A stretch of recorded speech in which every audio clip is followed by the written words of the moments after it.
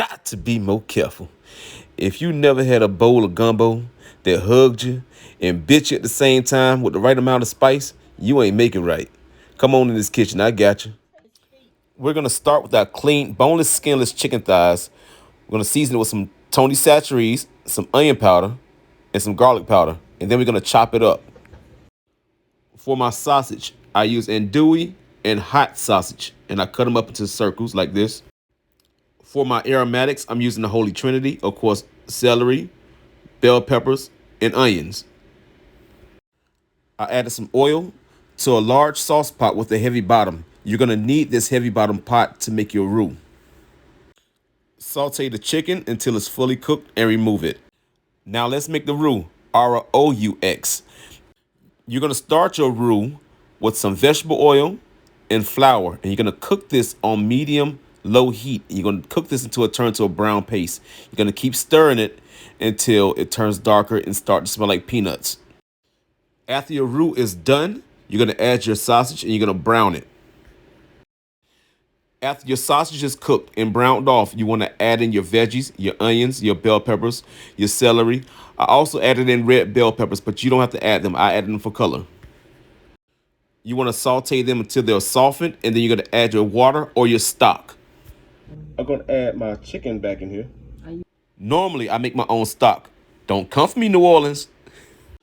So I substituted with lobster base, which can get salty, so be careful when you use this. Next, you're going to season this thing up. First, with some seafood crab boil. Add in some bay leaves. Add in 1 whole can of diced tomatoes with the juice. 1 bag of frozen cut okra, or fresh, whatever you like. 1 whole pound of crab in the can. Now, you can go and buy those crab that's in the shell and do all that work trying to pick it out your gumbo. You can do all that work if you want to do it. I'm using the canned crab. Then you're going to add some gumbo filet, not gumbo fowl. Gumbo filet is going to help thicken your stew as well. I'm going to add some Old Bay. You can add some more Tony Chachere's, but the Tony Chachere's I had was the hot and spicy one, so I didn't want it too spicy, so I added this one. So, garlic powder. Onion powder.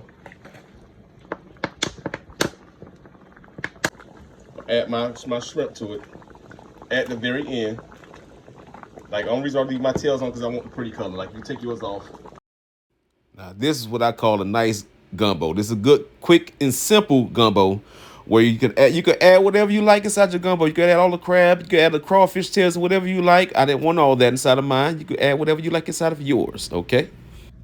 I also made me a pot of rice and some fried cornbread. Yes, I said some fried cornbread to go along with this right here. Like, oh man, hold on, I'm coming, y'all. Let's get a nice sample in a second.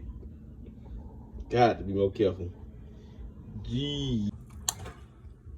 Seafood gumbo. And